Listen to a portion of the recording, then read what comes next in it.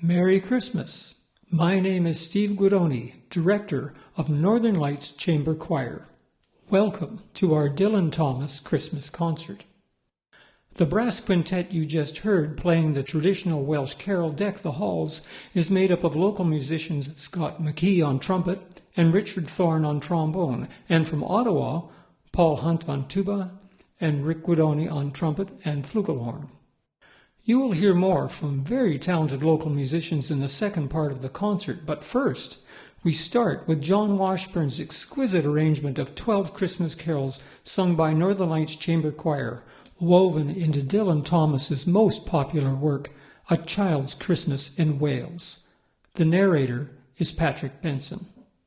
Grab yourself a cup of hot chocolate or mulled wine, sit back in a comfortable chair, and come with us to a slower time and place. Listen as the choir sets the mood to a quiet village on a snowy evening with the traditional Austrian carol, Still, Still, Still.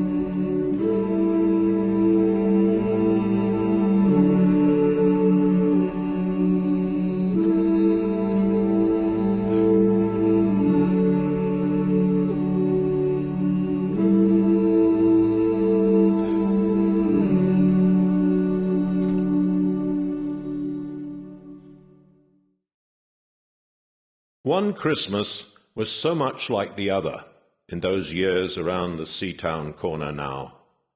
Out of all sound, except the distant speaking of the voices I sometimes hear a moment before sleep, that I can never remember whether it snowed for 6 days and 6 nights when I was 12, or whether it snowed for 12 days and 12 nights when I was 6. All the Christmases roll down towards the two-tongued sea like a cold and headlong moon bundling down the sky that was our street. And they stop at the rim of the ice-edged, fish-freezing waves, and I plunge my hands in the snow and bring out whatever I can find. In goes my hand into that wool-white, bell-tongued ball of holidays resting at the rim of the carol-singing sea. And out come Mrs. Prothero and the fireman. On December, boom, boom, boom. On December, boom, boom, boom. On December 5 and 20, boom, boom, boom, boom, boom. On December 5 and 20, boom, boom, boom, boom, boom. 'Twas born upon this night the Son of God, the Son of Light. 'Twas born of Virgin Mary in a stable, dark and dreary. Boom, boom, boom, boom, boom. On December 5 and 20, boom, boom, boom, boom. On December 5 and 20, boom, boom, boom, boom. 'Twas born upon this night the Son of God, the Son of Light. 'Twas born of Virgin Mary in a stable, dark and dreary. Boom, boom, boom, boom. On December 5 and 20, boom, boom, boom, boom. On December 5 and 20, boom, boom, boom. Of God's love is born this night, the Son of God, the Son of Light. Was born of Virgin Mary in a stable, dark and dreary. Boom, boom, boom, boom. It was on the afternoon of the day of Christmas Eve, and I was in Mrs. Prothero's garden waiting for cats with her son Jim. It was snowing. It was always snowing at Christmas. December, in my memory, is white as Lapland, although there were no reindeers. But there were cats. Patient, cold, and callous, our hands wrapped in socks, we waited to snowball the cats.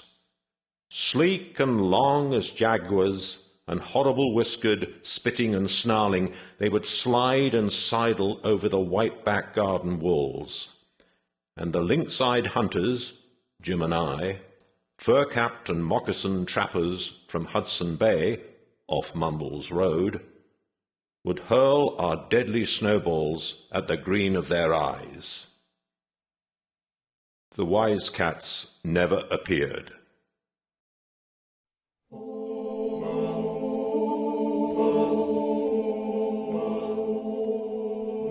Was in the morn of winter time, when all the worlds had fled, that mighty chimney too sent angel was instead.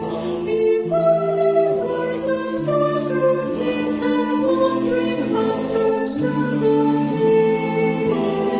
Jesus, your King is born. Jesus is born in exquisite glory. Within a lodge of broken bark, the tender babe was found. A ragged robe of rabbit skin wrapped his beauty round. But as the hunter raced to die, the angel's song rang loud and high. Jesus, your King is born. Jesus is born in excelsis Gloria. Children of the forest, free your sons of valley too. A holy child of heaven, love is born today for you. A pilgrim for the radiant one who brings to beauty, peace, and joy. Jesus, your King is born.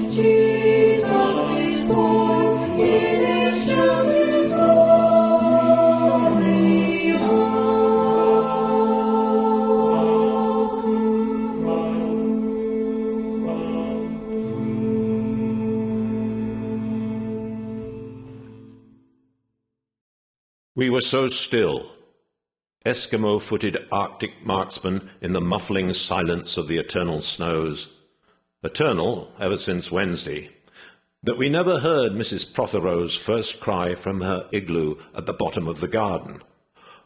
Or if we heard it at all, it was to us like the far-off challenge of our enemy and prey, the neighbour's polar cat. But soon the voice grew louder. "Fire!" cried Mrs. Prothero, and she beat the dinner gong. And we ran down the garden with snowballs in our arms towards the house. And smoke indeed was pouring out of the dining room, and the gong was bombilating, and Mrs. Prothero was announcing ruin like a town crier in Pompeii. This was better than all the cats in Wales standing on the wall in a row. We bounded into the house, laden with snowballs, and stopped at the open door of the smoke-filled room. Something was burning all right. Perhaps it was Mr. Prothero, who always slept there after midday dinner with a newspaper over his face. But he was standing in the middle of the room, saying, "A fine Christmas," and smacking at the smoke with a slipper. "Call the fire brigade," cried Mrs. Prothero as she beat the gong. "They won't be there," said Mr. Prothero.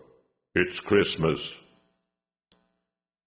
There was no fire to be seen, only clouds of smoke, and Mr. Prothero standing in the middle of them, waving his slipper as though he were conducting. "Do something," he said. And we threw all our snowballs into the smoke. I think we missed Mr. Prothero, and ran out of the house to the telephone box. "Let's call the police as well," Jim said, "and the ambulance. And Ernie Jenkins. He likes fires." But we only called the fire brigade, and soon the fire engine came, and 3 tall men in helmets brought a hose into the house, and Mr. Prothero got out just in time before they turned it on. Nobody could have had a noisier Christmas Eve. And when the fireman turned off the hose and was standing in the wet, smoky room, Jim's aunt, Miss Prothero, came downstairs and peered in at them. Jim and I waited, very quietly, to hear what she would say to them. She said the right thing, always. She looked at the 3 tall firemen in their shining helmets, standing among the smoke and cinders and dissolving snowballs, and she said, "Would you like anything to read?" Sing amid the snow, sing amid the snow, sing amid the winter snow, born for the sun below, see the tender lamb appears, promised from eternal years. Hail,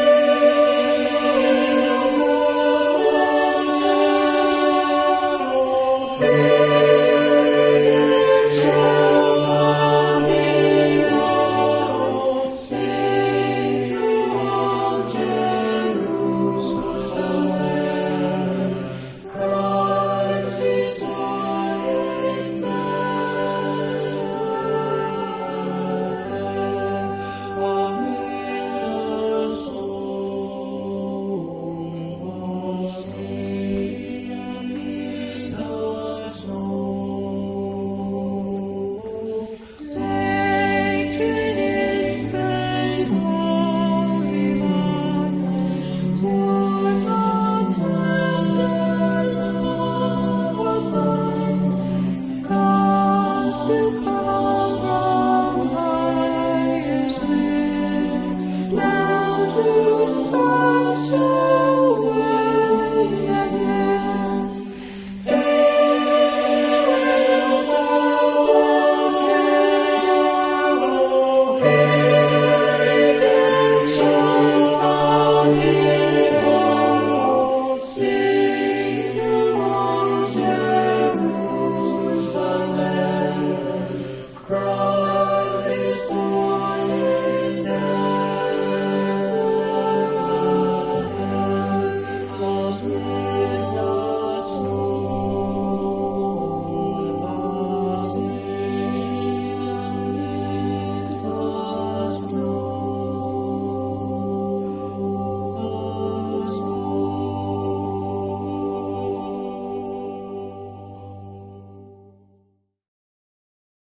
Years and years ago, when I was a boy, when there were wolves in Wales, and birds the colour of red flannel petticoats whisked past the harp-shaped hills, when we sang and wallowed all night and day in caves that smelt like Sunday afternoons in damp front farmhouse parlours, and we chased, with the jawbones of deacons, the English and the bears, before the motor car, before the wheel, before the duchess-faced horse, when we rode the daft and happy hills bareback, it snowed and it snowed. But here a small boy says, "It snowed last year too. I made a snowman, and my brother knocked it down, and I knocked my brother down, and then we had tea." "But that was not the same snow," I say. "Our snow was not only shaken from whitewash buckets down the sky, it came shawling out of the ground and swam and drifted out of the arms and hands and bodies of the trees. Snow grew overnight on the roofs of the houses like a pure and grandfather moss, minutely ivied the walls and settled on the postman, opening the gate like a dumb, numb thunderstorm of white, torn Christmas cards." "Were the postmen then too?" With sprinkling eyes and wind-cherried noses, on spread, frozen feet, they crunched up to the doors and mittened on them manfully. But all that the children could hear was a ringing of bells. "You mean that the postman went rat-a-tat and the doors rang?" "I mean that the bells that the children could hear were inside them." "I only hear thunder sometimes, never bells." "There were church bells too." "Inside them?" No, in the bat-black snow-white belfries, tugged by bishops and storks, and they rang their tidings over the bandaged town, over the frozen foam of the powder and ice-cream hills, over the crackling sea. It seemed that all the churches boomed for joy under my window, and the weathercocks crew for Christmas on our fence.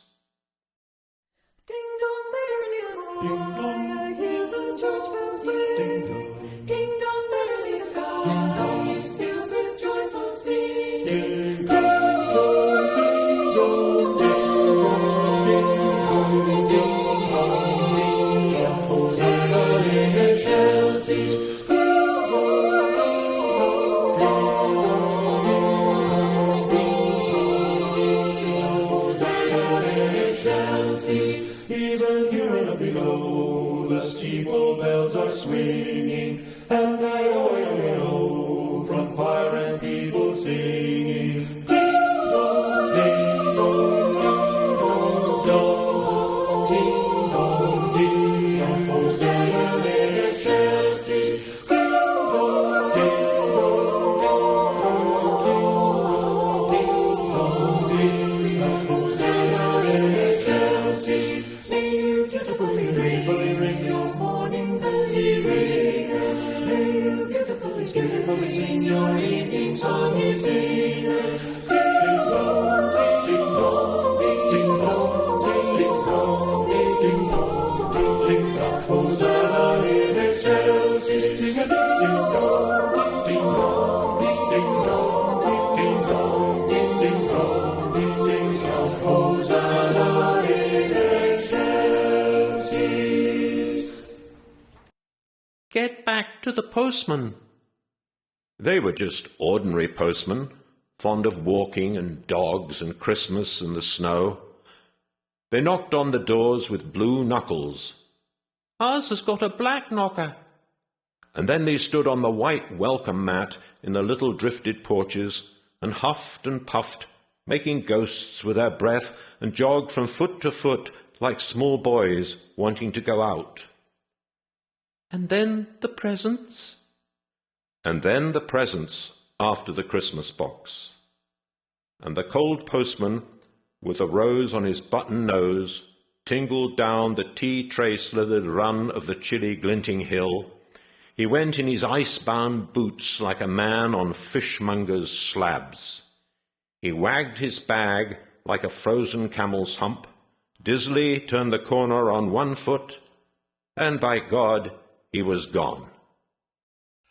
O Christmas tree, O Christmas tree, O leaves of green unchanging. O Christmas tree, O Christmas tree, O leaves of green unchanging. So fresh and fair in summertime, still green in snowy wintertime. O Christmas tree, O Christmas tree, O leaves of green unchanging. O Christmas tree, O Christmas tree, oh, fill my heart with singing. O Christmas tree, O Christmas tree, oh, fill my heart with singing. Your candles shine so bright and clear to show that Christmas night is here. O Christmas tree, O Christmas tree, oh, fill my heart with singing. O Christmas tree, O Christmas tree, O message everlasting. O Christmas tree, O Christmas tree, O message everlasting.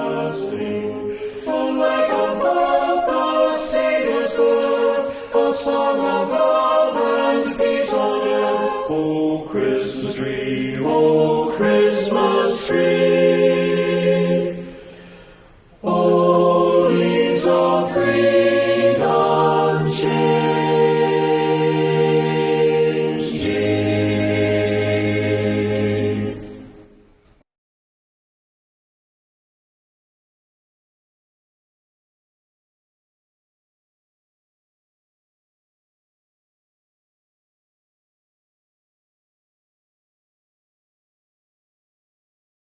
Get back to the presents.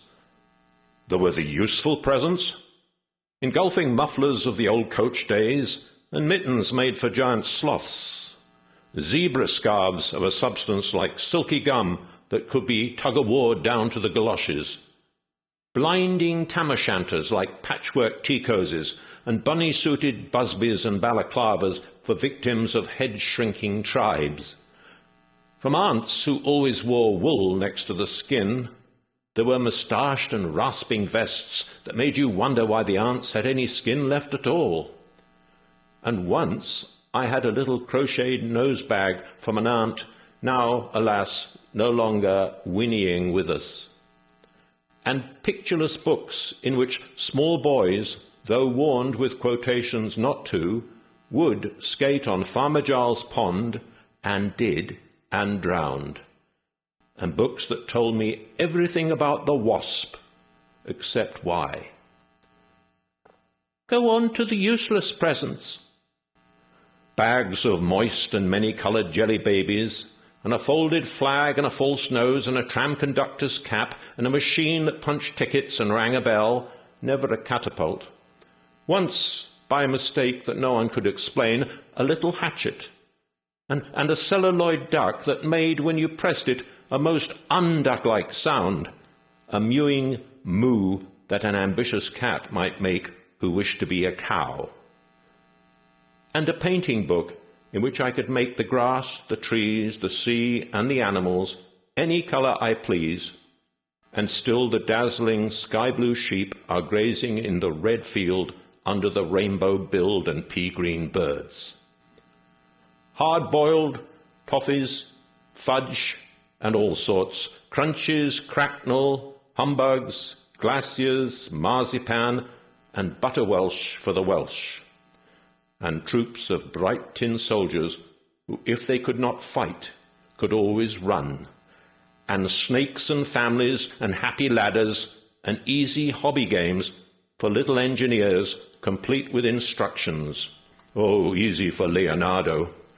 And a whistle to make the dogs bark to wake up the old man next door, to make him beat on the wall with his stick to shake our picture off the wall. And a packet of cigarettes You put one in your mouth, and you stood at the corner of the street, and you waited for hours in vain for an old lady to scold you for smoking a cigarette. And then with a smirk, you ate it. And then it was breakfast under the balloons. God rest ye merry gentlemen, let nothing you dismay, for Jesus Christ our Saviour was born upon this day, to save us all from Satan's power, we were gone astray. Oh, tidings of comfort and joy, comfort and joy, oh, tidings of comfort and joy, from God our heavenly Father, a blessed angel came, and unto certain shepherds brought tidings of the same, how that in Bethlehem was born the Son of God by name. Oh, tidings of comfort and joy, comfort and joy, oh, tidings of comfort and joy. Were there uncles like in our house? There are always uncles at Christmas, the same uncles. And on Christmas mornings, with dog-disturbing whistle and sugar fags, I would scour the swathed town for the news of the little world, and find always a dead bird by the post office or the white deserted swings, perhaps a robin, all but one of his fires out. Men and women wading, scooping back from chapel, with taproom noses and wind-bust cheeks, all albinos huddled their stiff black jarring feathers against the irreligious snow. Mistletoe hung from the gas brackets in all the front parlours. There was sherry and walnuts and bottled beer and crackers by the dessert spoons, and cats in their furabouts watched the fires, and the high-heaped fire spat, all ready for the chestnuts and the mulling pokers. Some few large men sat in the front parlours without their collars, uncles almost certainly, trying their new cigars, holding them out judiciously at arm's length, returning them to their mouths, coughing, then holding them out again as though waiting for the explosion. And some few small aunts, not wanted in the kitchen, nor anywhere else for that matter, sat on the very edges of their chairs, poised and brittle, afraid to break, like faded cups and saucers. O little town of Bethlehem, how still we see thee lie. Above thy deep and dreamless sleep, the silent stars go by. Yet in thy dark street shineth the everlasting light. The hopes and fears of all thy years are met in thee tonight. O holy child of Bethlehem, descend to us, we pray. Cast out our sin and enter in, be born in us today. We hear the Christmas angels, the great glad tidings tell. Oh, come to us, abide with us, our Lord Emmanuel.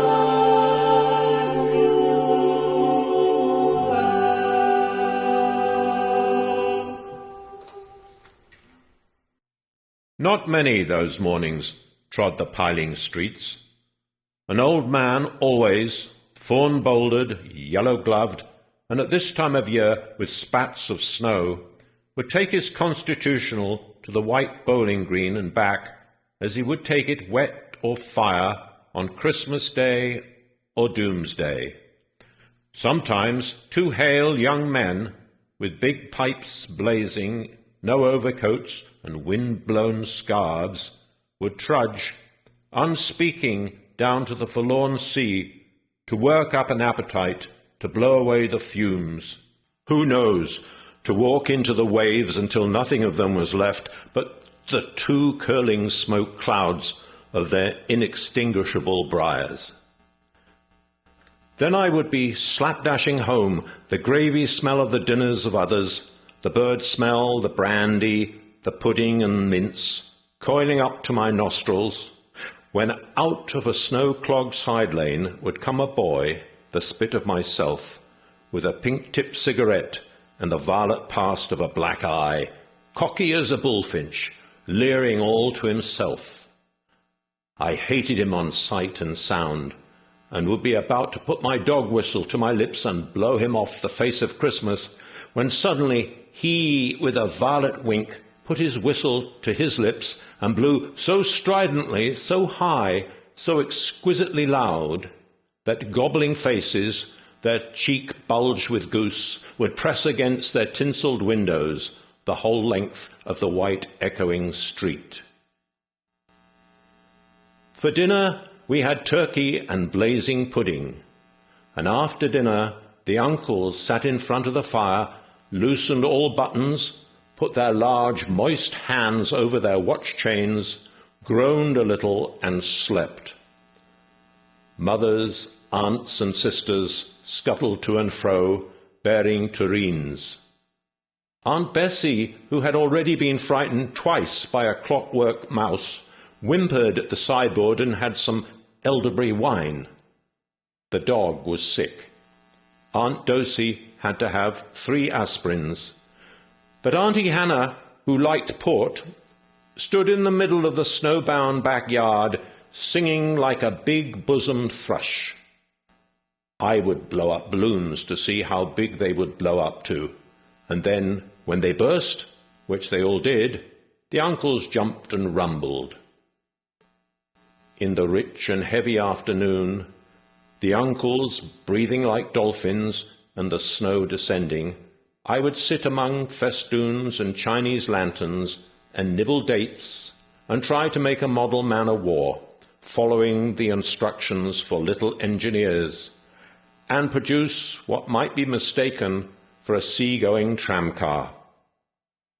Or I would go out, my bright new boots squeaking, into the white world, onto the seaward hill, to call on Jim and Dan and Jack, and to pad through the still streets, leaving huge, deep footprints on the hidden pavements. I bet people will think they've been hippos. What would you do if you saw a hippo coming down our street? I'd go like this, bang. I'd throw him over the railings and roll him down the hill, and then I'd tickle him under the ear, and he'd wag his tail. What would you do if you saw 2 hippos? Iron-flanked and bellowing he-hippos clanked and battered through the scudding snow towards us as we passed Mr. Daniel's house. Let's post Mr. Daniel a snowball through his letterbox. Let's write things in the snow. Let's write, Mr. Daniel looks like a spaniel all over his lawn. Or we walked to the white shore. Can the fishes see it snowing?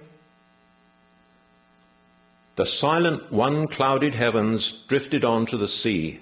Now we were snow-blind travellers lost on the North Hills, and vast dewlap dogs, with flasks around their necks, ambled and shambled up to us, baying, Excelsior! We returned home through the poor streets, where only a few children fumbled with bare red fingers in the wheel-rutted snow and catcalled after us, their voices fading away as we trudged uphill into the cries of the dock-birds and the hooting of ships out in the whirling bay. And then at tea, the recovered uncles would be jolly, and the ice cake loomed in the centre of the table like a marble grave. Auntie Hannah laced her tea with rum, because it was only once a year. Here we come a-caroling among the leaves so green. Here we come a-wandering so fair to be seen. Love and joy come to you, and to you your wassail too. And God bless you and send you a happy new year. And God send you a happy new year. Oh, we're not daily bakers that bake from door to door. We are neighbors' children whom you have seen before. Love and joy come to you, and to you your wassail too. And God bless you and send you a happy new year. And God send you a happy new year.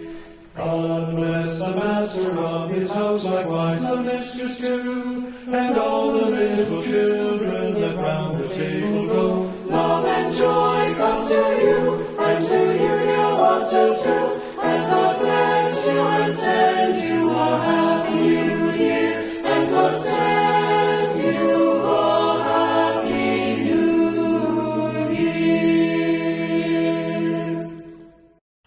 Bring out the tall tales now that we told by the fire as the gaslight bubbled like a diver. Ghosts wooed like owls in the long nights when I dared not look over my shoulder. Animals lurked in the cubbyhole under the stairs where the gas meter ticked. And I remember that we went carol singing once when there wasn't the shaving of a moon to light the flying streets.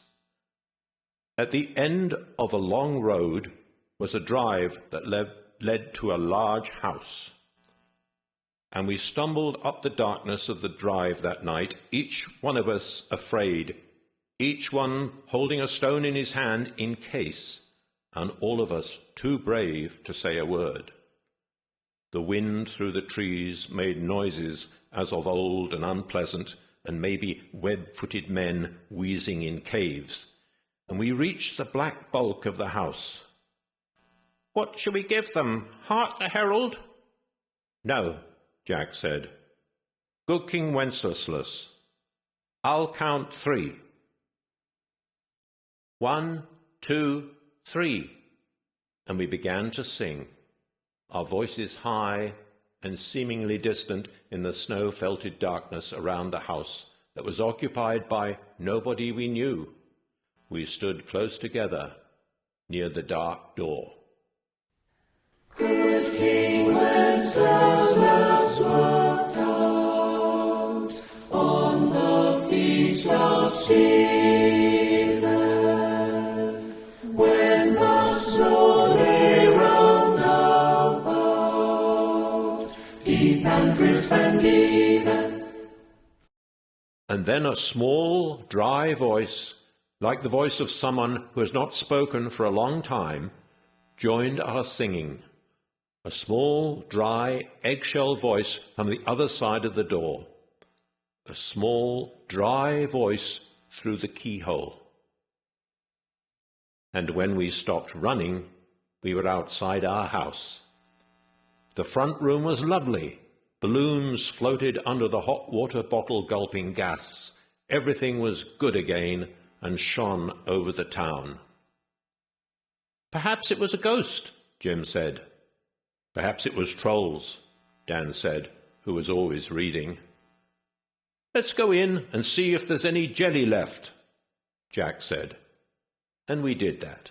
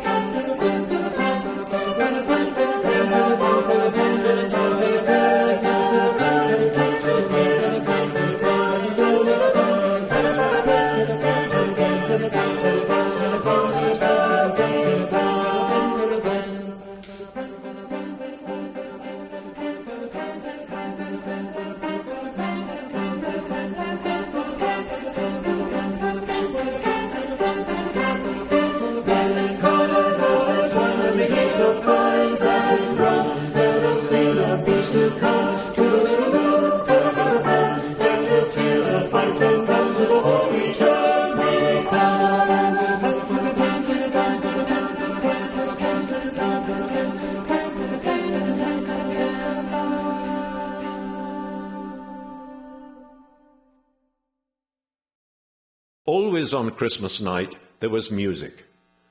An uncle played the fiddle, a cousin sang Cherry Ripe, and another uncle sang Drake's Drum. It was very warm in the little house. Auntie Hannah, who had got on to the parsnip wine, sang a song about bleeding hearts and death, and then another in which she said her heart was like a bird's nest. And then everybody laughed again, and then I went to bed. And looking through my bedroom window, out into the moonlight and the unending smoke-coloured snow, I could see the lights in the windows of all the other houses on our hill and hear the music rising from them up the long, steadily falling night. I turned the gas down. I got into bed. I said some words to the close and holy darkness, and then I slept. Silent night, holy night, birds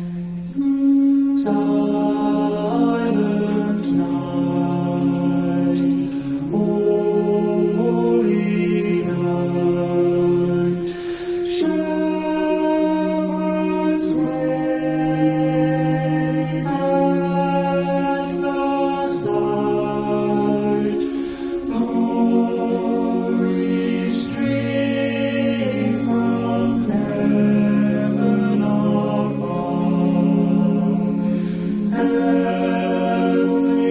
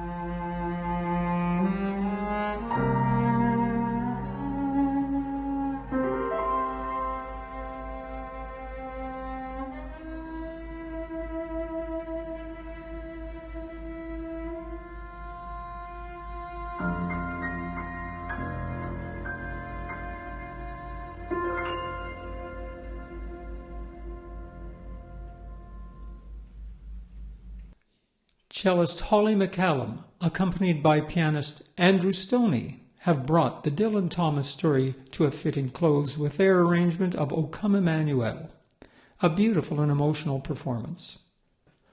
Another musician familiar to Northern Lights audiences is Jaden Isaac Zirkle. An international award winner, Jaden has given his time and talent to offer you his interpretation of Tchaikovsky's December Noel. The piece is from a set of 12, each one expressing the characteristics of a different month of the year.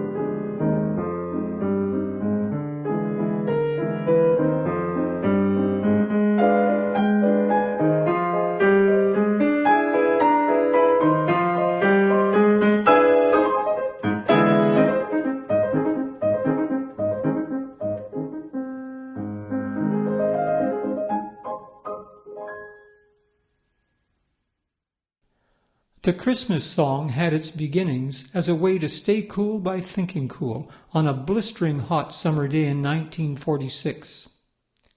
On a friend's piano, written on a scrap of paper, were the words, "Jack Frost nipping at your nose." Folks dressed up like Eskimos. 40 minutes later, Mel Torme had written the song that was induced to the Grammy Hall of Fame in 1974 and in a recent poll was voted the most loved seasonal song. Here is vocalist Andrea Roberts with Sandy Cameron on tenor sax and myself on piano and bass in our arrangement of the Christmas song.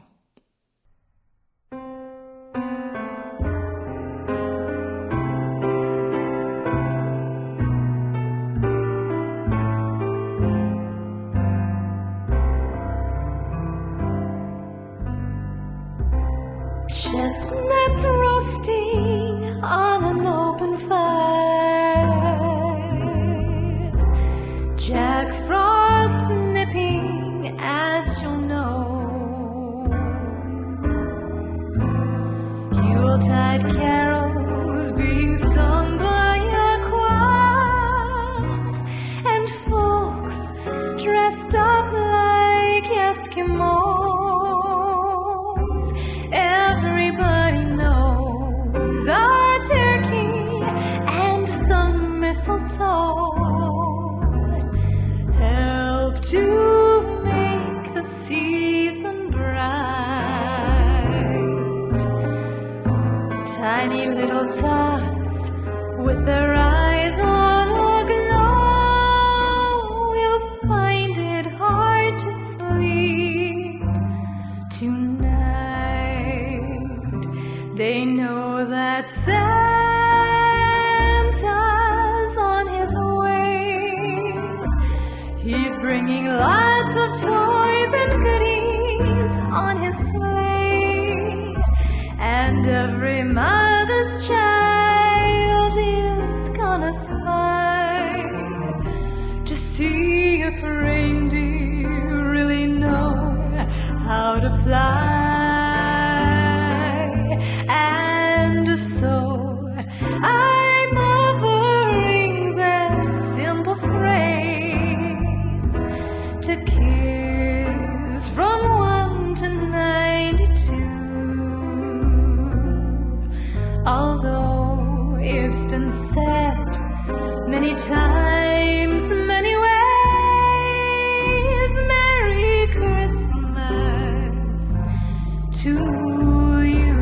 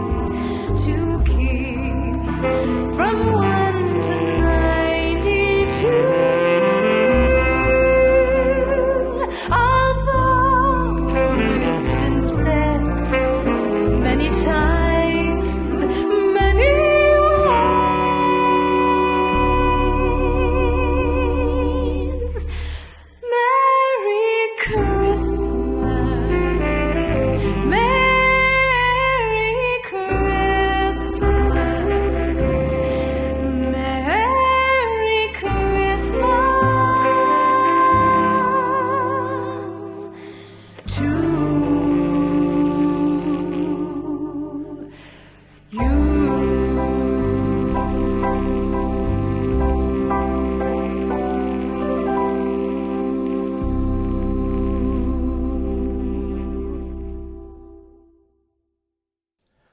Before playing the final piece, I would like to thank Salmon Arm Savings and Credit Union for their grant to purchase some of the music for the concert. For additional acknowledgements and information about the choir, the music, and the performers, go to the choir website at northernlightschamberchoir.ca. The final piece in the concert is performed by some of you, volunteer singers who responded to an invitation to this sing-along piece. There are about 30 people in the ensemble, as well as several classes from Bastion Elementary School. Being Christmas, I thought it appropriate to let these young singers start us off on their own. Thank you all for listening. On behalf of the choir, let me wish you all a Merry Christmas and a heartfelt Happy New Year.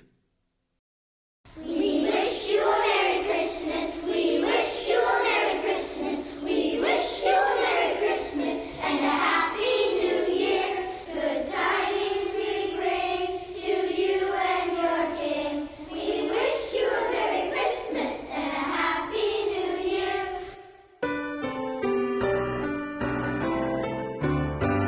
We wish you a Merry Christmas. We wish you a Merry Christmas. We wish you a Merry Christmas and a Happy New Year. Good tidings we bring to you and your kin. We wish you a Merry Christmas and a Happy New Year. Oh, bring us some figgy pudding. Oh, bring us some figgy pudding. Oh, bring us some figgy pudding and bring it right here. Good tidings we bring to you and your kin. We wish you a Merry Christmas and a Happy New Year. We wish you a Merry Christmas. We wish you a Merry Christmas. We wish you a Merry